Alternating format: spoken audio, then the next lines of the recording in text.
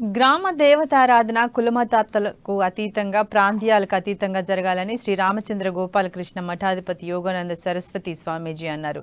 ఆదిలాబాద్ పట్టణంలోని కొలిపుర బుద్ధ పోచమ్మ ఆలయం అభివృద్ధిని కాంక్షిస్తూ ఆలయ కమిటీ ఆధ్వర్యంలో క్యాలెండర్ను ఆవిష్కరించారు. ముందుగా అమ్మవారికి ప్రత్యేక పూజలు నిర్వహించి హారతులు ఇచ్చారు. చెడు ఆలోచనలతో వచ్చే వ్యక్తుల నుండి ప్రజలను గ్రామ దేవతలు రక్షిస్తారని, అందుకే పూర్వీకులు గ్రామ పొలిమేరలలో గ్రామ దేవతలను ప్రతిష్ఠించేవారని ఆయన తెలిపారు. ఈ కార్యక్రమంలో విశ్వ హిందూ పరిషత్ అధ్యక్షులు దశరథ్ పటేల్, బెల్లూరి అయ్యప్ప ఆలయ అధ్యక్ష ప్రధాన కార్యదర్శులు సూర్యకాంత్, రవీందర్, బద్దిపోచమ్మ ఆలయ అభివృద్ధి కార్యసాధకులు గాజరి చంద్రశేఖర్ తదితరులు పాల్గొన్నారు.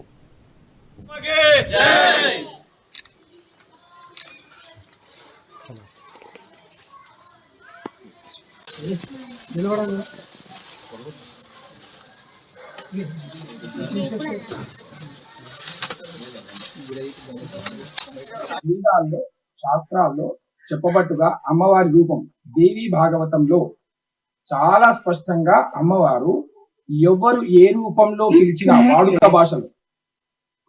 భాషలో ఏ భాషలో తమిళము, కన్నడ, ఏ గుజరాతీ, పంజాబీ, మన లిపి లేని భాషల్లో కూడా గొండోళ్ళు, కోలమోళ్ళు ఎన్నో భాషలలో కూడా అమ్మవారిని వివిధ రూపంలో కొలుస్తారు. గ్రామదేవత రూపం మన ఈ కలియుగంలో చాలా స్పష్టంగా చెప్పబడ్డది. ఎంతమంది అయితే